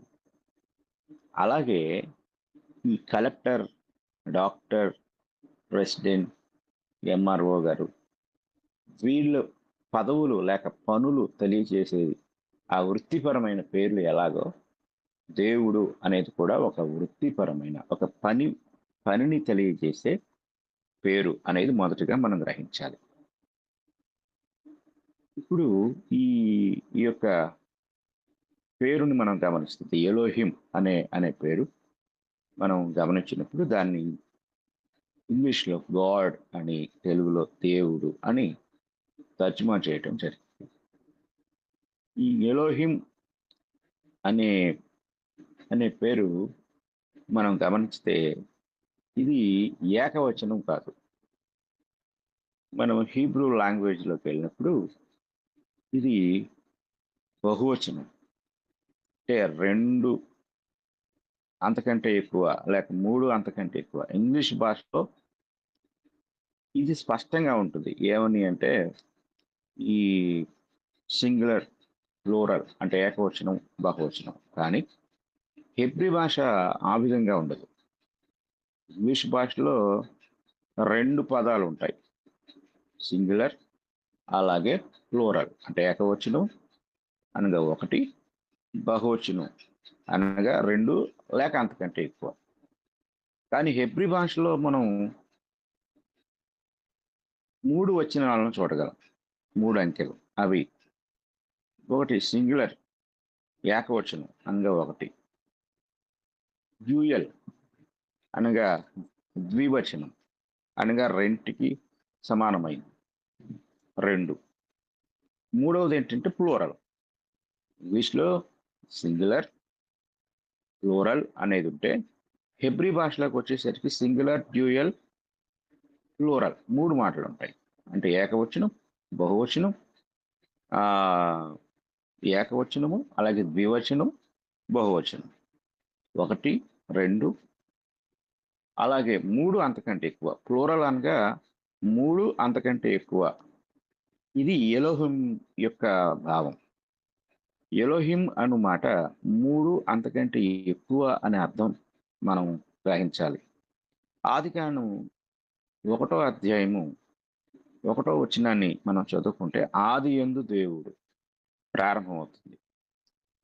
ఆ దేవుడు అనే చోట ఎలోహిం అనే మాట హెబ్రీ బైబిల్లో మనకు కనపడుతుంది. అంటే అక్కడ 1 అంతకంటే ఎక్కువ అనేది మనం గ్రహించగాలి. అంటే ఇంగ్లీష్లోకి వచ్చేసరికి, హెబ్రీకి వచ్చేసరికి 3 అంతకంటే ఎక్కువ. ఆదికాండం 1వ అధ్యాయం 26వ వచనాన్ని మనం చదువుకున్నప్పుడు దేవుడు మాట్లాడుతూ ఉంటాడు.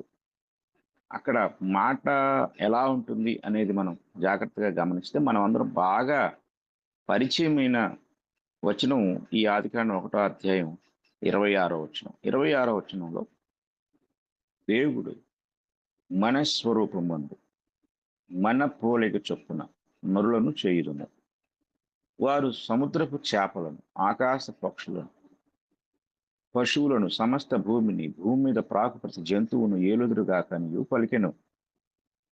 అక్కడ మనకి ఏం కనపడుతుందంటే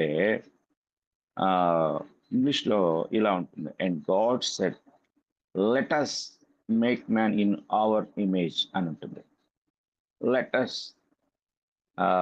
make man in our after our likeness. 2 చోట్ల ఇక్కడ అవర్ ఇమేజ్, అవర్ లైక్నెస్ అన్నమాట. తెలుగులో మన స్వరూపము, మన పోలిక. మనకి దేవుడు అనే దాన్ని మనకి అర్థమయ్యే విధంగా ఒక వ్యక్తి అని అర్థం చేసుకుంటే అక్కడ మన అనే ఉచ్చారణ సరైంది కాదు. అక్కడ మన అనే మాట ఎందుకు ఉపయోగించారు అంటే అక్కడ ఉన్న ఆ యొక్క పదము, అంటే హెబ్రీ భాషలో అది బహుళత్వాన్ని తెలియజేసే పదం. ఆ బహుళత్వాన్ని తెలియజేసే పదం అంటే ఏకవచనంతో సంబోధన అక్కడ జరగటం లేదు. మన అంటున్నాడు. నా స్వరూపమందు అని పలికితే అది సింగులర్గా కనపడుతుంది, ఏకవచనంగా ఒకే వ్యక్తి మాట్లాడుతున్నట్టు. కానీ మన స్వరూపమందు, అలాగే అక్కడ ఇంకొక మాట కూడా ఉంది, నరులను చేయుదును అంటే ఏకవచనము, చేయుదము మనం చేద్దాం అని వాడుక భాషలో మనం అనుకున్నట్లుగా మాట్లాడటం ఇక్కడ జరుగుతూ ఉంది. అలాగే ఆదికాండము 3వ అధ్యాయం కూడా మనము చదువుకున్నట్లయితే 3వ అధ్యాయంలో 22వ వచనం ఇలా మాట్లాడుతుంది. అప్పుడు దేవుడైన యెహోవా ఇదిగో మంచి చెడ్డలను ఎరుగునట్లు ఆదాము మనలో ఒకని వంటి వాడాయను. మనలో అన్నారు చూడండి, ఇక్కడ మనలో ఒకని వంటి వాడాయను. కాబట్టి మనము ఇంగ్లీష్లో ఉంటుంది, man is become as one of us అన్నాడు. The man is become as one of us, మనలో ఒకని వంటి వాడు. అంటే మన అనే మాట బహుళత్వాన్ని తెలియచేస్తూ ఉన్నట్లుగా మనం జాగ్రత్తగా గమనించగలం. అంటే నేను ఎలోహిం అనే పదం తెలుగులోకి తర్జుమా చేసినప్పుడు దేవుడు అని తర్జుమా చేశారు. అది ఎందుకు తర్జుమా చేశారు అనేది నేను మీకు కొంచెం మన పాఠం లోపలికి వెళ్ళినప్పుడు వివరిస్తాను. ఈ సందర్భాలన్నీ మనం జాగ్రత్తగా పరిశీలించినప్పుడు అక్కడ మనకి ఈ మాటలు కనపడుతూ ఉంటాయి, వారు మాట్లాడుకున్న మాటలు. కనుక ఇంకొక వచనాన్ని కూడా చూద్దాం. ఆదికాండము 11వ అధ్యాయము 7వ వచనాన్ని మనం చదువుకుందాం. గనుక మనము దిగిపోయి వారిలో ఒకని మాట ఒకనికి తెలియకుండా అక్కడ వారి భాషను తారుమారు చేయుదము రండని అనుకొనెను. ఇంగ్లీష్లో చాలా చక్కగా ఉంటుంది, go to let us go down and there confound their language. అంటే మనం వెళ్దాం రండి, మనం వెళ్ళి వారి భాష ఒకరికి తెలియకుండా తారుమారు చేయుదము రండి అని మాట్లాడటం ఇక్కడ జరుగుతూ ఉంది. కనుక ఈ వచనాలు మనం జాగ్రత్తగా పరిశీలన చేసినట్లయితే ఎలోహిం అనేది బహుళత్వ నామం. అంటే ఈ మాట ఏకవచనం కాదు, దేవుడు. మనం అనుకుంటాం దేవుళ్ళు అంటే అది బహువచనము, దేవుడు అన్నారు కాబట్టి అది ఏకవచనం అనుకుంటారు. కానీ తెలుగులో ఉన్నట్లుగా అలా కాదండి. హెబ్రీ భాషలో ఈ ఎలోహిం అనే మాట యొక్క భావం ఇది అనేది మొదటిగా ప్రతి ఒక్కరూ గ్రహించాలని నేను మీకు తెలియజేస్తున్నాను. ఆ తర్వాత ఈ వచనాలన్నీ బహువచనాన్ని, బహుళత్వాన్ని మనకు తెలియజేస్తూ ఉంటాయి. ఎలోహిం అనే పదము యొక్క అక్షరార్థం, అంటే అక్షరార్థంగా దేవుడు లేక ఎలోహిం అనే మాటకు అర్థం ఏంటంటే శక్తిని బయటకు పంపించేవాడు, అంటే శక్తివంతుడు లేక తనలో ఉన్న శక్తి చేత కార్యాన్ని జరిగించువాడు అనే అర్థాలు మనకి దేవుడు అనే మాటకు, ఎలోహిం అనే మాటకు అర్థంగా మనకి కనపడుతుంది. ఇంగ్లీష్లో ఏముంటుందంటే ద స్ట్రాంగ్ వన్ అనే మాట ఉంటుంది. అంటే ఏకైక శక్తివంతుడు, ఏకైక బలవంతుడు. ఆయన ఏకైక బలవంతుడు అంటే ఆయన ఒక్కడ మాత్రమే. అంటే ఆ పదములో ఉన్న వ్యక్తి మనం జాగ్రత్తగా గమనించాలి. అర్థం చేసుకోవటంలో పొరపాటు పడితే అపార్థం అయిపోతుంది. అక్కడ పనిచేసే ఆ వ్యక్తి ఆయన ఏకైక బలవంతుడు. ఎలా అంటే ఆదికాండం 1వ అధ్యాయం అంతా మనం చదివితే 10 క్రియాపదముల ద్వారా ఆయన తన శక్తిని తెలియజేస్తాడు. క్రియాపదములు అంటే కార్యనిర్వాహక పదాలు, అంటే పనిని తెలియజేసే కొన్ని పదాలు. ఆ పదాలు 10 పదాలు ఉంటాయి ఇక్కడ. సృష్టించెను, 2 నిర్మించెను, 3 సంచరించెను, 4 చెప్పెను, 5 చూచెను, 6 పిలచెను, 7 వేరుపరచెను, 8 ఏర్పరచెను, 9 ముగించెను, 10 ఆశీర్వదించెను. ఈ 10 మాటలు 1వ అధ్యాయం అంతా మనం చదివినప్పుడు కనపడతాయి. అంటే ఈ 10 మాటలు దేవుని యొక్క శక్తిని తెలియజేస్తున్నాయి. దేవుని యొక్క ఆ సార్వభౌమాధికారము లేక ఆయనకున్న శక్తి, అనంతమైన శక్తి. ఆ అనంతమైన శక్తి ద్వారా ఆ 1వ అధ్యాయంలో ఆయన చేసిన కార్యం అంతా లేక దాని నిర్వహణ అంతా మనం గమనిస్తే, ఆయన ఓన్లీ వన్ స్ట్రాంగ్ అంటే ఏకైక బలవంతుడు, ద స్ట్రాంగ్ వన్ అంతే. ఇంకా ఏకైక బలవంతుడిగా మనము ఈ 1వ అధ్యాయంలో చూడగలం. కనుక ఎలోహిం అనగా ఏకైక బలవంతుడు. దాని తెలుగులో మనం దేవుడు అని పిలవటం జరుగుతూ ఉంది. దేవుడు ఎంత శక్తివంతుడు అంటే 1వ అధ్యాయంలో ఆయన కేవలం ఏదో ఆ యొక్క సృజించటం మాత్రమే కాదు, ఆయన తన గవర్నమెంట్ విషయంలో కూడా అంటే ప్రభుత్వం విషయంలో కూడా ఆయన శక్తివంతుడై ఉన్నాడు. ఆయన శక్తి ప్రభుత్వాలను కూడా మార్చగలుగుతుంది. ప్రభుత్వ అధికారులను కూడా ఆయన మార్చగల శక్తివంతుడై ఉన్నాడు. దానియేలు గ్రంథం 4వ అధ్యాయం 17వ వచనాన్ని మనం చదువుకున్నట్లయితే, ఈ ఆజ్ఞ జాగరూకులకు దేవదూతల ప్రకటనను అనుసరించి జరుగును, నిర్ణయమైన పరిశుద్ధుల ప్రకటన అనుసరించి సంభవించును. మహోన్నతుడకు దేవుడు మానవుల రాజ్యము పైన అధికారి అయ్యుండి తానెవరికి అనుగ్రహింప నిశ్చయించునో వారికి అనుగ్రహించుననియు, ఆయా రాజ్యము పైన అత్యల్ప మనుషులను ఆయన నియమించుచున్నాడనియు మనుషులందరూ తెలుసుకున్నట్లు ఇలాగు జరుగును. కనుక ఇక్కడ ఈ యొక్క దానియేలు గ్రంథం 4వ అధ్యాయం మనం చూసినప్పుడు 4వ అధ్యాయంలో నెబుకద్నెజరు యొక్క ప్రభుత్వం మారిపోయింది. నెబుకద్నెజరు యొక్క ప్రభుత్వము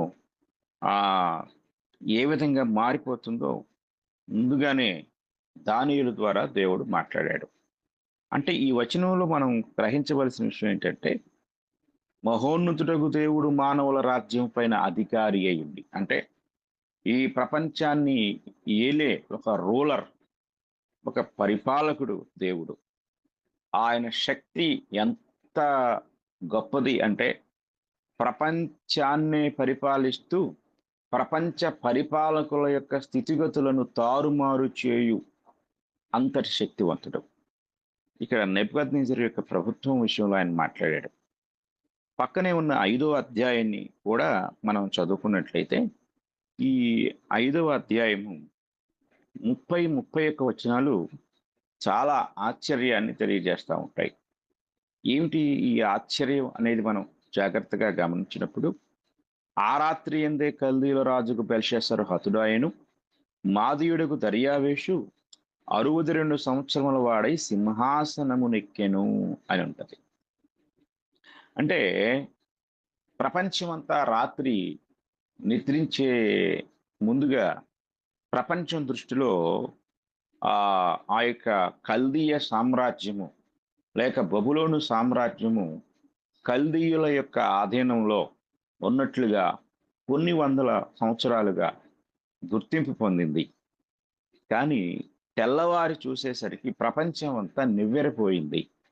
కారణం ఏమిటంటే, బబులోను కోట మీద మెడో పర్షియన్ సామ్రాజ్యపు అనగా మాది పారసీక సామ్రాజ్యపు జెండా ఎగురుతుంది. రాత్రి ప్రపంచం అంతా ఇది కల్దీయ సామ్రాజ్యమే అని నిద్రపోయింది. రోజు అలాంటి ఆలోచనతోనే. కానీ తెల్లారి చూసేసరికి అక్కడ కల్దీయ సామ్రాజ్యం అంతరించిపోయి రాత్రికి రాత్రే ఆ సామ్రాజ్యము ఆది పారసీక సామ్రాజ్యముగా రూపాంతరం చెందింది. ఒక్క రాత్రిలోనే ప్రభుత్వాలు మారిపోయాయి, రాజ్యాలు మారిపోయాయి, అధికారాలు మారిపోయాయి. దాన్ని మార్చివేసిన వాడు దేవుడే.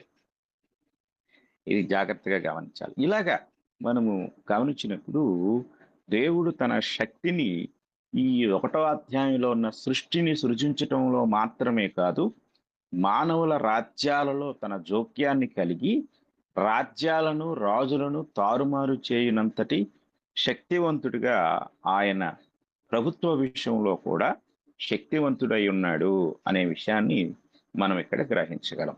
ఇంతవరకు మనము ధ్యానించిన అంశం ఏంటంటే దేవుని యొక్క నామములు మరియు బిరుదులు అనే పాయింట్లో ఒకటి లేక ఏ పాయింట్ ఎలోహిం అనే మాటను గురించి మనం ధ్యానించాం. ఈ మాటను ముగించక ముందు మరొకసారి మీకు చెప్తాను. ఎలోహిం అనే మాట నుండి దేవుడు అనే తెలుగు మాట, లేక గాడ్ అనే ఇంగ్లీష్ మాట, అందులో నుంచి దేవుడు అనే తెలుగు మాట తర్జుమా చేయబడింది. ఎలోహిం అనే మాట ఏకవచనం కాదు, అది బహుళత్వ వచనమై ఉన్నది అనేది మనము గ్రహించగలం. దానికి మనకు ఉదాహరణగా ఆదికాండం 1వ అధ్యాయం 1వ వచనము, 1వ అధ్యాయం 26వ వచనము, అలాగే 3వ అధ్యాయము 11వ అధ్యాయం కూడా మనము ధ్యానించడం జరిగింది. ఆ తర్వాత వచనాలు మనం జాగ్రత్తగా గమనించినట్లయితే ఎలోహిం అన్న మాటకి అర్థం ఏంటి, అక్షరార్థంగా ఎలోహిం లేక దేవుడు అనే మాటకి అర్థం ఏంటో ఇంతవరకు మనము చూసాము. ఇప్పుడు 2వ మాట యెహోవా అనే ఆ టైటిల్ లేక యెహోవా అనే పేరుని మనం ఇప్పుడు ధ్యానిద్దాం. యెహోవా అను నామము ఇది వ్యక్తిగత నామం, అంటే దేవుని యొక్క వ్యక్తిగత నామం. నేను ఇందాక చెప్పాను, ఒకటి ఏంటంటే అఫీషియల్ టైటిల్, అంటే పనిని తెలియజేసేది. రెండవది ఇదేంటంటే దాని వెర్బల్ నౌన్ అంటారు. వెర్బల్ నౌన్ అనేది మనం ఆలోచించినట్లయితే అది కార్యనిర్వాహక నామము లేక బిరుదు. ఇప్పుడు మనం చెప్పుకునేది యెహోవా. ఈ యెహోవా అనే మాట హెబ్రీ భాషకు సంబంధించింది, అయినప్పటికీ అది దేవుని యొక్క వ్యక్తిగత నామం అయి ఉన్నది. తెలుగు బైబిల్ మనం చదువుతున్నప్పుడు అనేక వందల వేల సార్లు పాత నిబంధన అంతట్లో కూడా యెహోవా యెహోవా యెహోవా అనే మాట కనపడుతుంది. కానీ ఇంగ్లీష్ బైబిల్లో మనం చూసినా లేక హెబ్రీ బైబిల్కి మనం వెళ్ళినా కూడా 39 పుస్తకాల్లో 4 సార్లు మాత్రమే, ఇంచుమించు 4 సార్లు మాత్రమే యెహోవా అనే మాట మనకి కనపడుతుంది. ఈ యెహోవా అనే తెలుగు బైబిల్లో ఉన్న ప్రతి చోట ఇంగ్లీష్లో ఆ క్యాపిటల్ లెటర్స్ ఉంటాయి, పెద్ద అక్షరాల్లో లార్డ్ అనే మాట, లార్డ్ అనే మాట మనకి కనపడుతుంది. ఈ యొక్క పాత నిబంధనలో లార్డ్ అనే మాట వ్రాయబడిన చోట క్రొత్త నిబంధనలోకి వచ్చేసరికి ఆ ప్రవచనాలకు సంబంధించిన వచనాలు కానీ లేక పాత వచనాలను క్రొత్త నిబంధనలో వ్రాసినప్పుడు పెద్ద అక్షరాలతో ప్రభువు అని తర్జుమా చేయటం జరిగింది. అంటే పాత నిబంధన అంతట్లో తెలుగులో యెహోవా అని రాబడిన ప్రతి చోట ప్రభువు అని ఇంగ్లీష్ బైబిల్లో రాశారు. ఎందుకు యెహోవా అని రాయలేదు, తెలుగులో రాశారు కదా అంటే ఎందుకు రాయలేదు కూడా నేను చెప్తాను. యెహోవా అను నామము దేవుని యొక్క వ్యక్తిగత నామమై ఉన్నది. నేను ఇందాక చెప్పాను కలెక్టర్, అది కార్యనిర్వాహక నామము. కలెక్టర్ రామకృష్ణ గారు, ఆయన ఎవరు? ఆ రామకృష్ణ గారు లేక వెంకటేశ్వరరావు గారు లేక ఇంకా ఎవరైతే ఉన్నారో వాళ్ళ పేర్లన్నీ కూడా వారి వ్యక్తిగతమైన పేర్లు. ఆ వ్యక్తిని గుర్తించటానికి తల్లిదండ్రులు పెట్టిన పేరే వ్యక్తిగత నామము. యెహోవా అను నామము కూడా దేవుని యొక్క వ్యక్తిగత నామమై ఉన్నది. ఇది అన్ని నామముల కంటే పైనున్న నామమై ఉన్నది. ఇది మనం గ్రహించాలి. యెహోవా అను మాటకు అక్షరార్థంగా అంటే లిటరల్ మీనింగ్ ఏంటంటే విమోచకుడు అని అర్థం. ఎక్కడైతే నేను చెప్పానుగా ఇంచుమించు 4 సార్లు ఉంటుందని, ఆ యెహోవా అని ఉపయోగించబడిన చోట అక్కడ ఆయన ఈ పని జరిగిస్తూ ఉంటాడు. ఏ పని జరిగిస్తూ ఉంటాడు అంటే అక్కడ ఒక వ్యక్తి కావచ్చు లేక కొంతమంది ప్రజలను కావచ్చు విమోచిస్తూ ఉంటాడు. ఆయన విమోచించే సందర్భమే ఈ పేరు అక్కడ ఉపయోగించబడుతుంది. ఎందుకంటే యెహోవా అను మాటకు విమోచకుడు అని అర్థం. మనము దినవృత్తాంతముల గ్రంథం పాత నిబంధనలో దినవృత్తాంతముల గ్రంథము 2వ గ్రంథము 18వ అధ్యాయము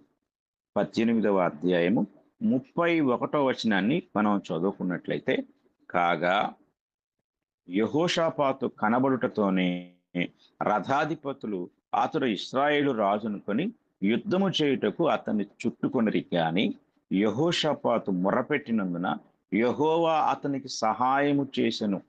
దేవుడు అతని యొద్ద నుండి వారు తొలగిపోనట్లు చేసెను. చూడండి, ఇక్కడ యెహోవా అని ఉంది, మరలా పక్కనే దేవుడు అని ఉంది. ఇది మనం జాగ్రత్తగా గమనించాలి. యెహోవా అనగా ఆయన ఏం చేశాడంటే, అక్కడ ఉన్న వారందరూ కూడా యెహోషాపాతును చంపడానికి ఆయుధాలు ధరించి అతను చుట్టుకున్నప్పుడు ఆయన దేవునికి ప్రార్థన చేశాడు. వెంటనే దేవుడు ఆయన విమోచించాడు, విడిపించాడు. అక్కడి నుండి ఎట్లనగా రథాధిపతులు అతడు ఇశ్రాయేలు రాజు కాడని తెలుసుకొని అతని తరుముటం అని తిరిగిపోయిరి. అది అక్కడ మనం చూడగలం. అక్కడ ఆయన యెహోషాపాతును విమోచించాడు. విమోచించిన సందర్భమే ఆ యొక్క సందర్భం. ఇలాగా యెహోవా అని డైరెక్ట్ గా పాత నిబంధనలో వ్రాసిన ప్రతి చోట ఈ సందర్భాలు మనం చూడగలం. కొంతకాలం వరకు ఈ యొక్క యెహోవా నామం అనగా వ్యక్తిగత నామమైన యెహోవా అను నామమును యూదులు పెన్నుతో రాయటానికి మాత్రమే ఉపయోగించారు, కానీ పెదవులతో వారు పలికేవారు కాదు. ఎందుకంటే అది అత్యంత పవిత్రమైనది అని వారు తీర్మానించారు. అంటే అత్యంత పవిత్రమైన ఈ నామాన్ని మన పెదవులతో పలకకూడదు, పలికితే అది చాలా ప్రమాదం. కనుక కేవలము పెన్నుతో రాయటానికి మాత్రమే వారు ఇష్టపడేవారు. ఎందుకు పలకకూడదు అంటే, ఇక్కడ పలకటంలో కొంచెం ఇబ్బంది ఉంది. అంటే ప్రొనౌన్సియేషన్ అంటే ఉచ్చారణ చాలా కష్టమైంది. ఎందుకంటే ఈ యెహోవాని సింపుల్గా తేలికగా తెలుగులో మనం చదువుతున్న ఈ మాటలు హెబ్రీ భాషలోకి వచ్చేసరికి అక్కడ అచ్చులు లేకుండా ఉంటాయి ఆ పదాలు. అంటే ఏ భాషకైనా అచ్చులు హల్లులు ఉంటేనే ఒక పదం యొక్క నిర్మాణము, దాని ఉచ్చారణ సులభ సాధ్యం అవుతుంది. కానీ హెబ్రీ భాషలో ఎలా ఉంటుందంటే జేహెచ్ విహెచ్ అనే 2 మాటలు ఇక్కడ కనపడతాయి. ఈ 4 అక్షరాలను ఎలా చదవాలి? కాబట్టి వాళ్ళు ఇప్పుడు మనం చదివాము జేహెచ్ విహెచ్ అని. ఇది చాలా తేలిగ్గా ఉంది, ఇందులో ఇబ్బంది ఏం లేదు. కానీ దీనిని యూదులు ఉచ్చరించేటప్పుడు హెబ్రీలో జెహ్వెహ్ అని, జెహ్విహ్ అని, జెహ్వా అని వాళ్ళు ఉచ్చరించేవాళ్ళు. అంటే ఒక ఖచ్చితమైన ఉచ్చారణ చేయలేకపోయేవారు. కాబట్టి వాళ్ళు యూదా లేఖికులు ఏం చేశారంటే దీనిని యెహోవా అని ఆ యొక్క హెబ్రీలో ఒక పద నిర్మాణం చేశారు. అయినప్పటికీ కూడా ఇది పలకటంలో తేడా వస్తే మనము శిక్షించబడతాము. ఎందుకంటే నిర్గమకాండ 20వ అధ్యాయం 7వ వచనంలో అక్కడ అంటాడు, యెహోవా నామమును వ్యర్థముగా ఉచ్చరింపకూడదు, యెహోవా తన నామమును వ్యర్థముగా ఉచ్చరింపు వానిని అక్కడ ఆయన క్షమించడు అనే మాట మనకు కనపడుతుంది. కనుక వారు యెహోవా అనే పేరును పలికే విషయంలో చాలా భయపడేవారు. ఇంకా ఈ మాటను లేఖికులు వ్రాసే ప్రతిసారి కూడా అంటే బైబిల్ రాస్తూ ఉన్నప్పుడు, పాత నిబంధన లేఖనాలు రాస్తూ ఉన్నప్పుడు ఆ యెహోవా అనే మాట వచ్చినప్పుడు వాళ్ళు ఏం చేసేవారంటే వెంటనే రాయటం ఆపేసి స్నానం చేసి వచ్చి వాళ్ళ పెన్నులు కూడా శుద్ధి చేసుకొని ఆ పదాన్ని రాసేవాళ్ళు. ఆ పదాన్ని రాసిన తర్వాత మిగిలిన భాగాన్ని కొనసాగించేవారు. అలా కొనసాగిస్తూ మరలా యెహోవా అనే పదం ఎక్కడైతే వచ్చిందో మరలా లేచి మరలా తమను తాము శుద్ధి చేసుకొని తమ పెన్నును కూడా శుద్ధి చేసుకొని ఆ ఒక్క మాటను రాసేసి మరలా మిగిలిన భాగాన్ని కొనసాగించేవారు. అంటే వారు అంత భయపడేవారు అనమాట. ఆ యొక్క పదాన్ని పలకటంలో ముందుకొచ్చేవారు కాదు. అంటే ఉచ్చారణలో దోషం ఉంటే దేవుడు శిక్షిస్తాడేమో, ఎందుకంటే అది ఆయన వ్యక్తిగత నామం. ఆయన పేరుని మన పేరుని ఎవరైనా వంకరగా పలికారనుకోండి, అది దాని అర్థం మారిపోతుంది. కనుక దేవుని పేరుని సరిగా పలకాలి మనం. కాబట్టి అలా సరిగా పలకటం కష్టం అవుతుంది కాబట్టి అసలు ఆ పేరుని పలకకుండా వ్రాద్దాము అనుకున్నారు. వ్రాసేటప్పుడు కూడా వారు తమ దేహములను వారు ఉపయోగించిన ఆ యొక్క పెన్నులను వారు శుద్ధి చేసుకొని వారు రాసేవారు. అంటే ఇలా వ్రాసే ప్రతిసారి అలా ఆ పద్ధతిని వారు కొనసాగించారు. అలా కొనసాగించిన తర్వాత వారు ఏం చేశారంటే ఇది చాలా కష్టతరమైంది. అంటే అంటే సమాజ మందిరాల్లో పలికేటప్పుడు కూడా ప్రజలందరూ పలికేటప్పుడు కూడా వాళ్ళందరూ కూడా స్నానం చేయాలి. కనుక ఇది చాలా కష్టతరమైంది. కాబట్టి ఈ ఈ కష్టతరమైన పద్ధతిని మనము మానివేసి యెహోవా అనే పదం వచ్చినప్పుడు అక్కడ వారు ఏం చేశారంటే హెబ్రీ భాషలో ఎలోహిం తర్వాత అదోనాయ్ అనే 2 పదాలను ఉపయోగించారు. ఎలోహిం అనే పదం దగ్గర ఇంగ్లీష్లో గాడ్ అని ఉంటుంది. ఆ తర్వాత అదోనాయ్ అనే దగ్గర లార్డ్ అని ఉంటుంది. అంటే దేవుడు, ప్రభువు అనే తేలికైన పదాలను వారు ఉపయోగించారు. అంటే యెహోవా అనే మాట ఎన్ని చోట్ల వస్తుందో అక్కడ యెహోవా అనే మాటను తీసేసి ఎలోహిం అంటే దేవుడు అని పెట్టారు. దేవుడు. అలాగే అదోనాయ్ ఇది కూడా హెబ్రీ మాటే. ఈ అదోనాయ్ అనే పదం కూడా చేర్చారు. అంటే అక్కడికి వచ్చేసరికి యెహోవాకు బదులుగా దేవుడు అని, అలాగే అదోనాయ్ అంటే ప్రభువు అని తర్జుమా చేయటం జరిగింది. అంటే యెహోవా అనే మాటను డైరెక్ట్ గా ఉచ్చరించడం మానేసి ఆ యెహోవా దేవుడు, ప్రభువు కాబట్టి మనము ఏ ఇబ్బంది లేకుండా దేవుడు అని పిలుద్దాం, ప్రభువు అని పిలుద్దామని వారు తీర్మానించి వారు ఈ పదాలను రాశారు. అందుకే పాత నిబంధనలో ఈ ఒక ఇంచుమించు 4 సార్లు కంటే ఎక్కడ లేదు యెహోవా అనే డైరెక్ట్ పదం అన్నమాట. అక్కడ ఏముంటుందంటే మీరు ఇంగ్లీష్ బైబిల్ చూసినట్లయితే అక్కడ లార్డ్ అనే మాట, అలాగే కొన్ని చోట్ల దేవుడు అనే మాట. ఈ దేవుడు అలాగే ప్రభువు అనే పదాలు వారు చేర్చి చదవటం ద్వారా చాలా సింపుల్గా, అంటే భయం లేకుండా సులభమైన విధానంలో ఆ యొక్క మాటలను వారు ఉపయోగించడం జరిగింది. కనుక ఇది ఈరోజు మనం 2 విషయాలు తెలుసుకున్నాం. ఒకటి ఎలోహిం అంటే ఏంటో తెలుసుకున్నాము. రెండవది యెహోవా అనే మాటను గురించి మనం తెలుసుకున్నాం. ఈ యెహోవా అనే మాట ఇంకా కంప్లీట్ అవ్వలేదండి. ఈ మాటను గురించి మనము ఇంకొంచెం ముందుకు వెళ్ళి ఆ పదాన్ని గురించిన వివరణను మనం తెలుసుకున్నాము. యెహోవా అనే పదము తర్వాత మనము ఇంకా దేవునికి ఉపయోగించబడిన నామములు యెహోవా అనే మాటతో వ్రాయబడిన మాటలు మనకు ఉంటాయి. అంటే ఉదాహరణకి యెహోవా ఈరే, యెహోవా రాఫా, యెహోవా నిస్సి, యెహోవా షాలోమ్, యెహోవా షమ్మా, ఈ పదాలన్నీ ఉంటాయి. ఈ పదాలు, వీటికి అర్థాలు, ఇంకా వాటి వివరణ కూడా మనం ముందు తెలుసుకోబోతాం. కనుక ఈరోజు మన సమయానుకూలతను బట్టి మనం 2 పేర్లను గురించి తెలుసుకున్నాము. అందులో 2వ పేరు కూడా మనం కంప్లీట్ అవ్వలేదు. అది దేవుని చిత్తమైతే రేపటి దినము ఆ పదాన్ని మనం కంప్లీట్ చేద్దాం. కనుక ఈరోజు తెలుసుకున్న 2 పదాలను బట్టి మరి మనం దేవుని మహింపరచుదాము. మనం తెలుసుకున్న విషయాల ద్వారా దేవుని గూర్చిన ఈ యొక్క పాఠాన్ని అర్థం చేసుకోవాలని, లేక అర్థం చేసుకున్నట్టుకు ప్రయత్నించాలని నేను ప్రేమపూర్వకంగా మీకు తెలియజేస్తూ ఈ మాటలు ముగిస్తూ ఉన్నాను. మీ అందరికీ వందనాలు. సార్ మీరు ప్రార్థన చేయండి సార్. మీరే. పరిశుద్ధుడు అయిన తండ్రి, ప్రేమ కలిగిన దేవా, ఈ ఉదయకాల సమయంలో మిమ్మును గూర్చి నేర్చుకుని మహాభాగ్యమును మీరు మాకు అనుగ్రహించినందుకు మీకు స్తోత్రములు.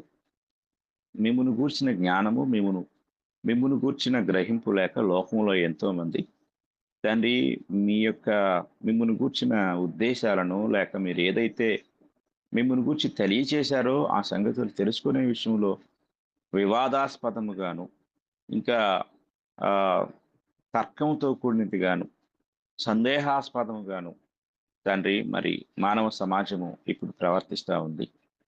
కానీ మీరైతే స్పష్టంగా ఎంతో అర్థమయ్యే రీతిలో మిమ్మల్ని గూర్చి గ్రంథంలో బయలుపరిచారు. మేము తెలుసుకున్న ఈ సంగతులు మేము అర్థం చేసుకుంటూ మీ ఆత్మ సహాయం చేత ప్రతి సంగతిని గ్రహించే భాగ్యం మాకు దయచేయండి. గ్రూపులో ఉన్న సహోదరి సహోదరులందరూ కూడా మిమ్మల్ని గూర్చి తెలుసుకున్న విషయాల్లో ఆసక్తి కలిగి శ్రద్ధ కలిగి పరిశోధనాత్మకంగా పరిశీలనాత్మకంగా ఆ సంగతులను గ్రహించు భాగ్యము అనుగ్రహించమని ఈ యొక్క ప్రార్థన మా ప్రభు అయిన యేసుక్రీస్తు వారి పరిశుద్ధ నామములో అడిగి వేడుకుంటున్నాము తండ్రి. ఆమేన్.